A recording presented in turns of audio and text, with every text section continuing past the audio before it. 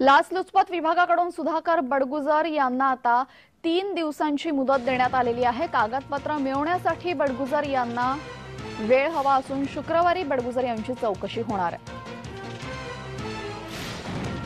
आपल्यासोबत आमचे प्रतिनिधी किरण गोटूर जोडले गेलेले आहेत। किरण जी, आपण बघू शकतो शुक्रवारी चौकशी होणार आहे बडगुजर यांची आणि त्यांना वेळ हवा होता कागदपत्र गोळा करण्यासाठी। दरम्यान नक्की कोणत्या प्रकारची कागदपत्र आहे आणि कशा पद्धतीने चौकशी होणार आहे?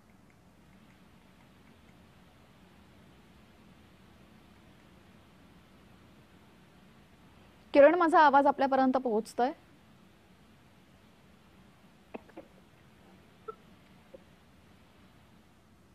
काही तांत्रिक कारणामुळे किरण यांचा आवाज आपल्यापर्यंत पोहोचू शकत नाहीये।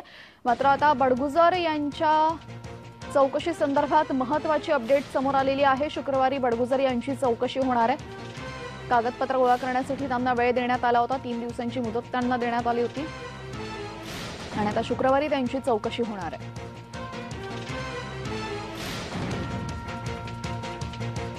एका समारंभामध्ये कुख्यात गुंडासोबत बडगुजर हे नाचत होते आणि तो व्हिडिओ समाज माध्यमात चांगलाच व्हायरल झाला। त्यावरूनच आता त्यांची चौकशी होणार आहे। आपल्यासोबत आमचे प्रतिनिधी किरण गोटूर जोडले गेलेले आहेत। किरण, नक्की कोणत्या प्रकारची कागदपत्र मिळवायची होती बडगुजर यांना आणि आता कशा पद्धतीने पुढची चौकशी होणार आहे?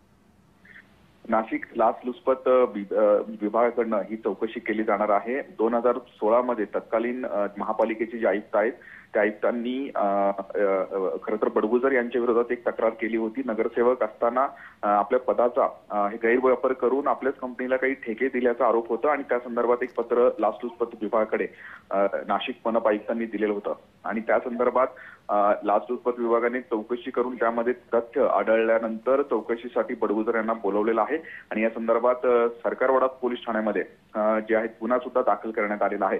या सगळ्या प्रकरणानंतर बडगुजरांनी सुद्धा या संदर्भात काल आपली प्रतिक्रिया दिलेली होती। या सगळ्या प्रकरणात जर तथ्य आढळलं तर मी थेट फाशी घेईन असंही आव्हान त्यांनी केलेलं होतं। या प्रकरणामध्ये तथ्य नाही अशी भूमिका बडगुजरांनी घेतलेली होती आणि त्या संदर्भात या सगळ्या प्रकरणासंदर्भात काही कागदपत्र मला मिळवायचे आहेत म्हणून मला वेळ हवा अशा पद्धतीचं एक पत्र त्यांनी कालच लाचलुचपत विभागाकडे पाठवलेलं होतं आणि त्यानंतर 3 दिवसाचा वेळ आता सुधाकर बडगुजर यांना देण्यात आलेला आहे आणि शुक्रवारी सकाळी 11 वाजता या सगळ्या संदर्भात चौकशी केली जाणार आहे। जी, धन्यवाद किरण, आपण दिलेल्या माहितीबद्दल।